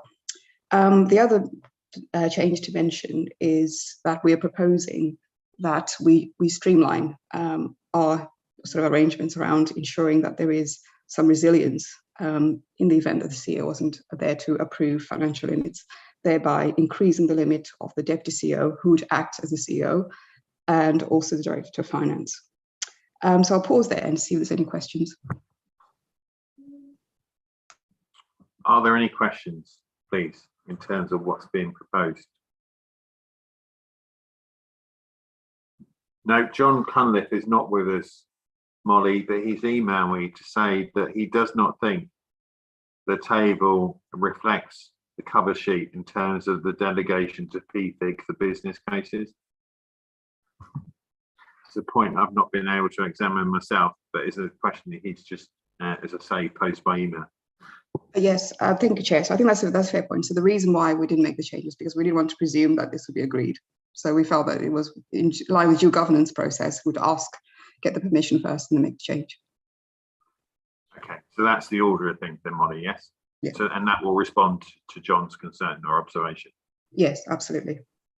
Okay. Any other questions or points to be made? No. Okay. So it has been provided. Molly's presented it. So we are asked to note and approve the updated master schema reserve delegation. Are you happy to do that? Yes. Yeah. Thanks. Thank you. Thanks, Molly. Okay, so that is approved. So we then move on to quality, safety and performance. And Nick, it's your vascular update and report, please. Thank you, Chair. Board colleagues will note we need no reminder of the many issues related to vascular and the close oversight the board continues rightly to exercise. The Vascular Improvement Plan is the route by which we bring about those improvements, and you'll be aware of the close ongoing oversight of that plan, both in relation to the sustainability of the service, but perhaps even more importantly to the safety for patients who use that service. There were, as is clear in the report you would have read, 2 incidents in early March that, as usual, when any incident occurs, made us consider whether there are any changes that should be made to the service, either temporarily or for a longer period. And as a result of reflection on those 2 incidents, with the involvement of the vascular team, it was felt necessary to bring about some enhanced consultant presence and some temporary changes and enhanced monitoring of the service. The incidents took place in early March, and increased consultant presence began on the 11th of March. From the 17th of March, it was agreed in addition that for a 28-day period, there would be increased consultant presence on the rotas, increased work with Liverpool, our regional tertiary centre, and increased internal MDT, multidisciplinary team discussions. These arrangements remain under very close review. For the first 7 days from the 17th of March, fewer patients had their treatment paused or postponed, and no patients had to be sent out of North Wales to Liverpool, although we had foreseen the possibility that a small number would be affected in that way. However, the continued close review of incidents rightly continues, and since the start of this enhanced service, 2 further incidents have taken place that again, rightly, caused us to take stock and consider whether any further measures should be taken. You'll be aware of a meeting held in private earlier today of board, which committed to the ongoing work on this model, for this model to be continued until the 23rd of May. And this is taken both in the light of recent incidents, but also to ensure that the teams can know and what's happening and to plan their service provision and rotas. As a result of these most recent incidents, we're also introducing internal MDT discussions, so that as patients move from one of the spoke sites, the Myla or Ysbyty Gwynedd to Glenclwyd, discussions take place not between 2 doctors, but between a team involving nurses and other specialists as appropriate. So there is a team discussion as to what the very best treatment should be for those patients that might be affected. The Vascular Improvement Plan, of course, continues to be absolutely vital to the longer term improvements, and this will continue to report through QSE and to board in the way that it always has. I've looked very carefully myself and discussed with colleagues whether the steps that we've now taken in, that we've now put in place, both on the 17th of March and that we agreed in private board earlier today to extend this model, are the right ones. And it is my professional opinion that these are exactly the right steps we need to take in order to secure the quality and safety of the service. You will be aware that we've also considered other options, including providing service more closely with providers outside of North Wales, but none of these can provide that safety and reduce risk that continuing the enhanced service here in North Wales can. Chair, happy to take any questions on the detail of the paper. I suspect all members of board will have read the detail, and just happy to respond to any points of clarity or questions. Thanks, Nick. Before I come to Chris, so in terms of the order of things, what assurance can you and Joe provide to the board in terms of the safety of the current service provision? In terms of the enhancements to a 28-day plan, Nick, which is now on 28 days, when do you think those enhancements will be in place, or whether they are in place? And finally, you've referred to other options to enhance that plan or to deal with any further concerns that might arise. When do you think an examination of those other options might be concluded, Nick, in full? Thank you, Chair.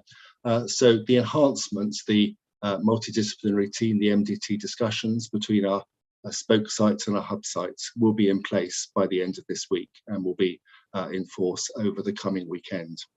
The extension of the 28-day period from the 17th of March now through to the 23rd of May, and the resilience of the consultant rotas to support that is all confirmed, and those arrangements are now in place. It is my opinion that this is the correct, the right thing for our patients, for the population we serve, and that this is the safe service that we are looking for, recognising that it is always a balance of risk. And it is that balance of risk with other options that we have considered over the last days and weeks that brings me to recommend the proposal that's with us. However, we do need to further explore any other options for the future, should any issues arise within our own service at any time. And I would propose to bring back those options more formally through QSC with a full quality impact assessment so that those options are fully understood and are in place. But for the moment, it is my professional recommendation that this is the right and the safest service for the population we serve. Thank you. Before I come to Chris, Joe, is there anything you want to add in terms of what Nick has just said?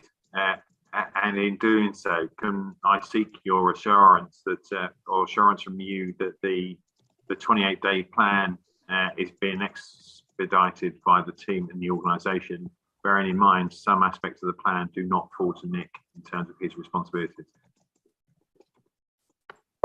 Thank you, Mark. I'm very content to provide the assurance that all aspects of the vascular work, including the implementation of the 28-day plan, is being attended to with the utmost importance across the executive team and within the hospital management teams across each of our acute sites, and conversations continue to be effective and purposeful with all of our partners within Wales and across the Northwest, subject to ensuring that the 28-day plan actions remain in place. I am assured that the situation that we're proposing is the right way forward. Thank you. Thanks, Joe. Chris. Thank you, Chair. It's only a relatively simple point, but I am mindful this paper is in public, so I think it's worth avoiding any confusion. Nick, on page 5, item 4, it says explanation of aortic grafts for infection or endovascular leak. I believe that should say exploration of grafts. We'll go to Liverpool. You're correct, Chris. It should. Thank you for the eagle-eyed, and we'll make sure that's corrected. Thank you. Thanks, Chris. Okay. Other questions or observations from members of the board? Lucy.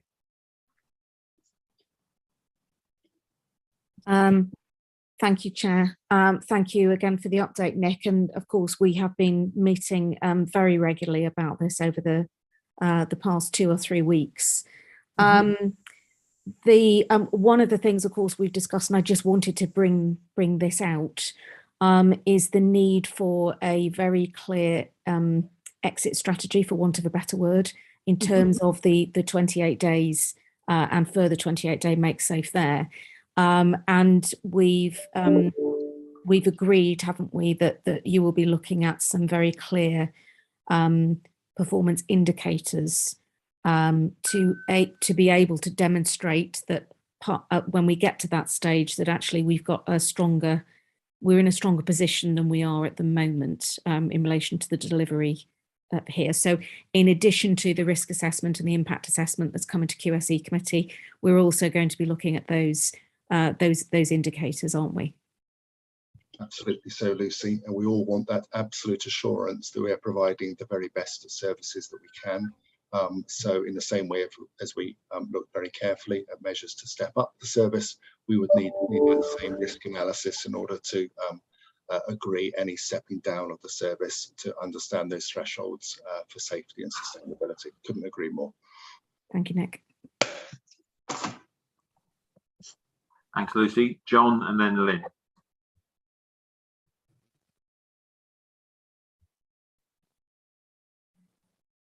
Thanks, Chair. Thanks, Nick. One of the key things, obviously, at the moment, the model is running with a number of locums within the service.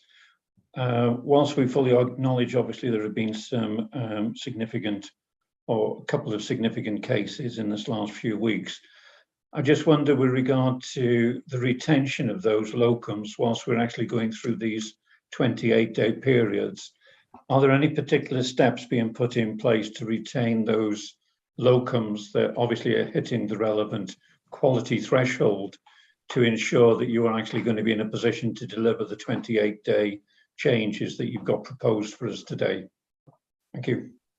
Thank you, John. You rightly highlight the importance of locums to the safe delivery of services in our health board. Our vascular network is not unique in the UK in having recruitment troubles, recruitment challenges, and there is often a high reliance on locums. I'd want to thank them for their commitment to the health board. You're also right, however, in recognising that locums, by virtue of their contract, are able to leave at relatively short notice. And if all of the locums were to do that together, this would put the sustainability of our service in a very difficult position.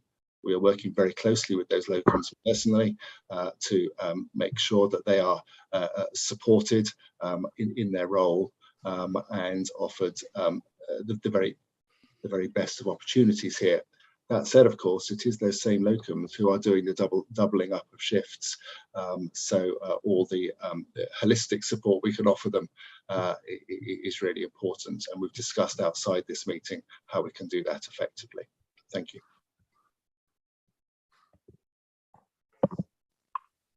John, does that satisfy your question? Yes, thank you, Chair. Okay, Lynn. Thank you, Chair. I have 2 parts to my question. The first is, what will be the impact on the patients that are either currently undergoing treatment or are on the waiting list for the treatment and the follow-up? So that's the first part of the question, because at the end of the day, that's really our centre to all our activities. Then my second question is, how do our existing staff in the whole of the vascular service area feel right now, and what's their morale, and how are we taking that forward? Thank you. Thank you, Lynn. In terms of numbers, but I never like using numbers because this is about people and individual patients and their families. At the start of the 28-day period on the 17th of March, we expected to be asking about 16 patients or so per month to be transferred over to Liverpool to receive treatment that they wouldn't otherwise have had to leave North Wales for. As I said earlier, and it's in the paper, sorry, no, it's not in the paper. As I said earlier, no patients have been transferred out of North Wales to date overnight or at weekends. Additionally, the expected 20 patients who we thought would have their surgery postponed and the 50 patients we expected would have their outpatients postponed, the impact hasn't been as significant as we expected in the early days of this model. That's not to say there hasn't been some disruption. And again, I would want to apologise to those patients to whom that has happened, but hope they would recognise with us that paramount is the safety and quality of service. And we've had to make these changes to preserve that safety and quality. The morale of the staff, I think, is very fragile. That we have committed staff trying under sometimes quite difficult circumstances to offer the very best quality of care to their patients. And when things go wrong, that is absolutely awful for patients and their families. But also it's important to recognise the impact on our staff who come to work to do a good thing and passionately care for their patients. So we work very closely with the staff to recognise their commitment and to work with us as one team to improve the quality of care that we offer. I think it's also, we would all recognise, hard. It's right that we as a board provide great scrutiny to that team. I also recognise, however, that scrutiny sometimes makes life quite difficult for those involved. I don't apologise for the scrutiny, it's what we should be doing, but we do have to work, we do have to recognise that sometimes that can only add to the stress of our staff, and we meet with them regularly in order to recognise and help them with that. Thank you, Lynn. Nick, can I just go back to the patients? Are they aware of what changes to the service may be, and have they been consulted? Because the initial 28-day period was a relatively short period, there hasn't been any formal consultation. We have kept CHC and partners up to date with these proposals in order that they are aware, but no, there hasn't been a formal consultation. We will now have to consider, as we extend the service, these temporary changes, we'll have to consider how to best communicate and work with patients through this sometimes challenging time. You'll be aware, though, also there is a vascular line which is advertised on our the website, and I would encourage any patients who have any concerns about their care or the treatment of their loved ones that please do contact us. Don't sit at home worrying. Please contact us, and we can talk through any impact that it might have on you. Thank you. Thanks, Lynn. Nick, Lucy. Thank you, Chair. So I mentioned before, Nick, about the risk impact assessment and the general impact assessment, the risk assessment, the impact assessment. I think it's clear and it's understandable why, but I think it's clear that we are now operating above our original risk appetite and risk tolerance in relation to this service. And as I say, there are reasons why in terms of what the alternative options are.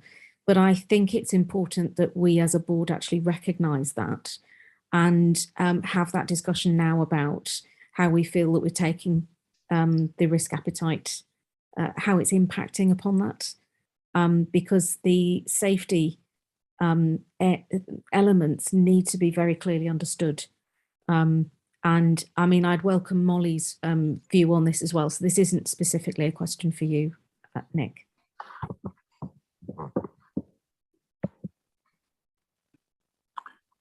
Molly, Nick, who wants to comment first? Shall I come in first? Shall I come in first, and Molly can then give the expert risk answer?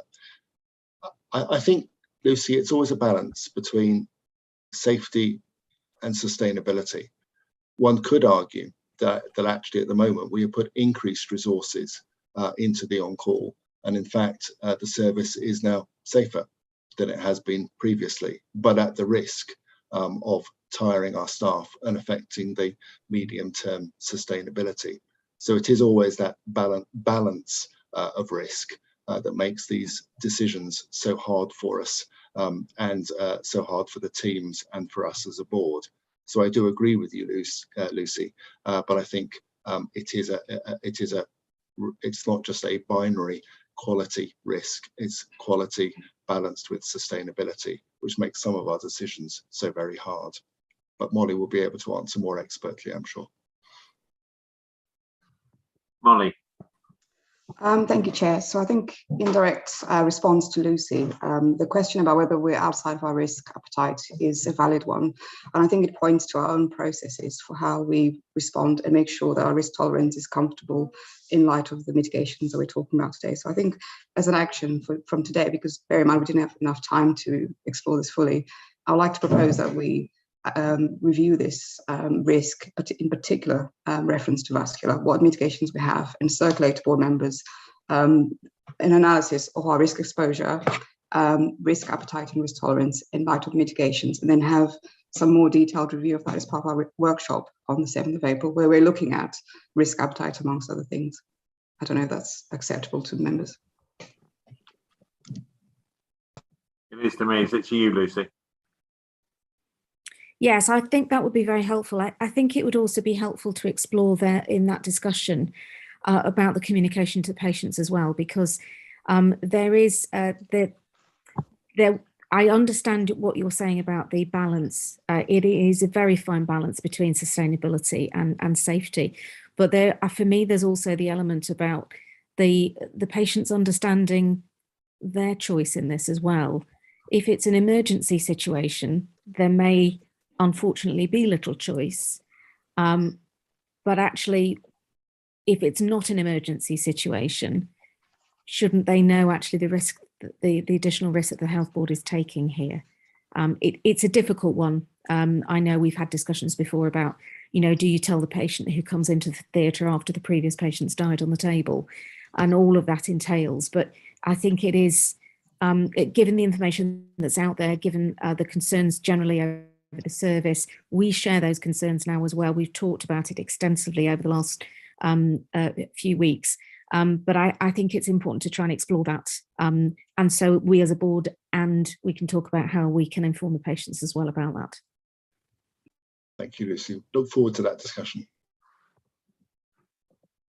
Right, okay, I'll conclude. So we have had no less than 4 meetings or discussions this week on this topic. We've now referred to the options that we are pursuing in public following some discussion this morning. The next update to the Minister, Nick, is next week, which you and I will facilitate. I suggest, though, Nick, we plan to have a further discussion on vascular on the 7th of April at that workshop. So we won't just cover risk. We'll have an update, if we may, from you in terms of the latest, in terms of the 28-day plan and those other options. And in the meantime, and I know you'll do this, but if there are any other concerns that arise between now and then, be that in terms of incidents or other concerns, then please ensure that you report it to the board. Of course, Chair. Thank you very much. Thanks, Nick. Okay, so that's the plan. We will return to this topic, if not before, on the 7th of April. Okay, I'm going to move us on then to the next item, and that is the quality report. It were you, Jill. It is, if I may introduce it. We can take it in red, but I know Matthew is online as well to take any questions. And in the context of where we are, Mark, Nick has already alluded to vascular events that have taken place since the reporting of, since the writing of this report. purposes of transparency, I know the board is aware of those events and they are being fully investigated. They have been reported, as all our Never events are, to both HIW and to Welsh Government. And as I say, Mark, they are subject to full and open investigation. The second point I'd like to make, that in terms of both of those incidents, duty of candour has been applied to patient and family where relevant. The point I would want to make on this report, and as I say, happy to do it, take it as read, but to call out the points where we are bringing in additional support. So for the Never events in surgery, we have been working through a tender for a contract to do some human factors training. That has now been awarded to support the embedding of the WHO surgical safety checklist. This is being commenced in May and will formally start in YDC, but will be across the whole of the health board and will be based on the principles of training our own staff, so that this can be continued once that initial training has taken place. We have also put in place, and they start today, one of the first improvement fellows working with Chris's team, again to support the work and WHO checklist. I just wanted to pull those two individual points out, Mark, given the conversation we've just had. I will take the paper as read, and as I say, Matthew, I believe is online to support any questions, but happy to take any. I'm going to go to Lucy first as Chair of QSE Committee in terms of the report. Lucy, any comment from you? Thank you, Chair. Yes, so I think it's this is the first time that this report has come to board, and I certainly welcome this coming. We really do need to improve our focus, I think, on patients and safety at board meetings. So I think this is a good start. There are, and Jill and I have spoken about this, there's more work to do in relation to the report format itself, and making sure that it actually is informing the board, not just about our key issues that we're dealing with, but more importantly, how we're dealing with them. There is clearly a lot of work still to do in relation to that, because some of the learning here is clearer. And as I've said, QSE committee, we need to demonstrate sustainable change as a result of learning. And whilst we still refer to and still react in ways from incidents, for example, as this report refers to, sending a letter to medical staff outlining their responsibility and obligations, we're not going to achieve the improvement, the sustainable improvement and change that's needed to be able to prevent these recurring incidents. We need to utilise human factors and improvement methodologies if we're going to improve patient safety. So I very much welcome the new improvement facilitator post and the work that's going on with human factors. We've got to up to the ante here. I really do believe that. We need to also be a bit cautious about that. So the report itself talks about the numbers and benchmarking, whether the health boards, it can be a useful benchmark, but it has to be seen in the context of safety culture and the maturity of the organisation as well. A high level of reporting can indicate a proactive safety culture, but I have raised concerns as well with QSE committee about the profile of reporting for this health board, which suggests that there is more work that we need to do to achieve that level of maturity and improve our safety culture. Thanks. Thanks, Lucy. John. Yeah, thank you, Chair. Thanks for the report. There's just one particular point. Everything that's referred to appears to be basically within secondary care.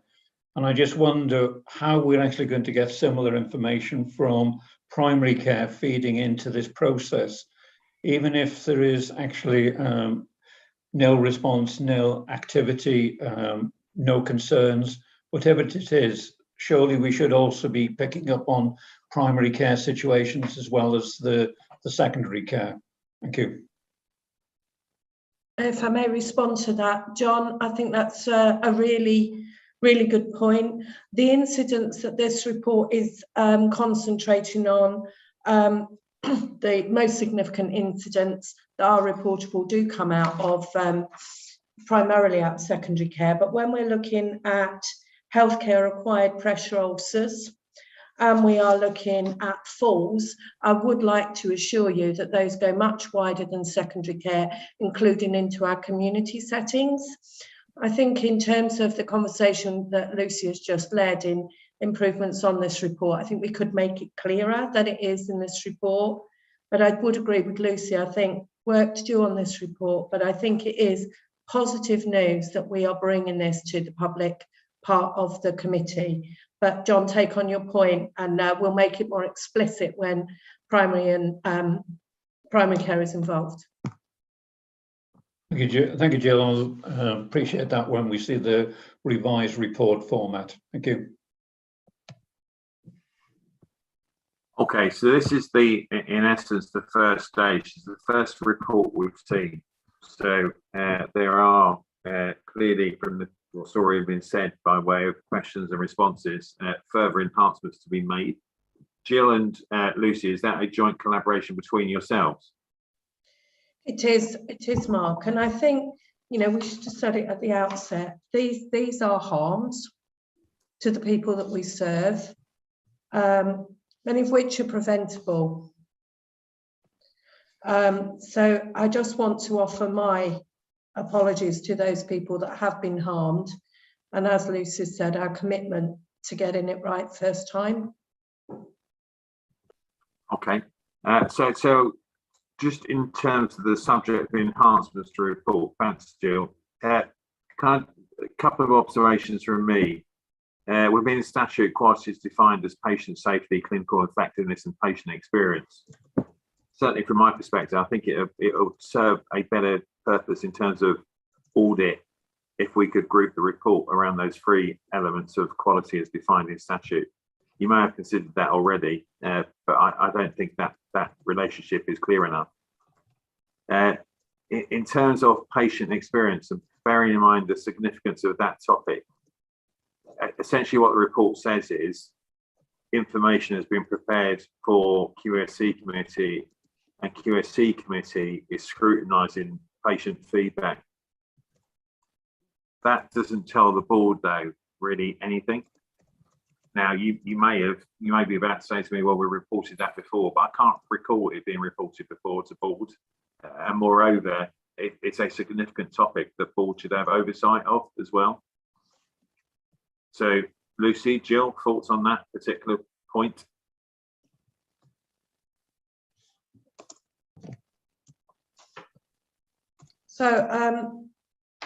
So Mark, I think all the points that are being made now, Lucy and I can take away to ensure that this report meets the needs of the board and the IMs. Clearly what we've tried to do is keep it as high level as possible, Mark, but we can reflect that in the next iteration. Okay. Lucy, thanks, Jill. Thanks. That's a very important point, Chair, because if we are going to call this a quality highlight report, it really needs to reflect the highlights of the quality agenda, really, for the board. Otherwise, it's just an incident report. And we need to be clear on why we're bringing it here and incorporating all of that. The other element that I would like to incorporate in this, which I can pick up with Jill and Matt, is actually around the safety culture that I mentioned before. That is an area of real concern for QSE committee, is the safety culture across this organisation. The board need to be assured that that's being addressed. And I think that's something that really needs to come out more clearly. And they are helpful observations too. Can the board commission you and Jill, Lucy, to respond to the observations that have been made including by yourselves, and then the next report reflects those observations as far as possible? Yes, of course. If I could ask for, as Matthew's on the call, if I could ask for Matthew to connect with Jill and I when the next draft is actually done in plenty of time, please, so that we can actually work on it together and make sure that it does meet the remit of the board. Just to add to that, Mark, if there are any other observations that people want to ensure that's fed in, I'm sure they can feed them into Lucy and I. Thanks. Okay, thank you. And Matt's responded accordingly. Okay, so that's the plan then. So we note this report and the observations that have been made about the content of the report. We also note its contents and the responses to the incidents and other matters identified there within. And we are keen to ensure the QSC committee remains focused on the topics described in here, which I feel sure they will under Jill and Lucy's stewardship. So with that said, are we happy then to conclude the discussion on that report? Yes. Okay, and therefore I am closing this public meeting of the Health Board, which has been held for extraordinary purposes, and the agenda has reflected that. Thanks very much, Giacomo Yao. See you soon. Thank you. Diolch yn fawr.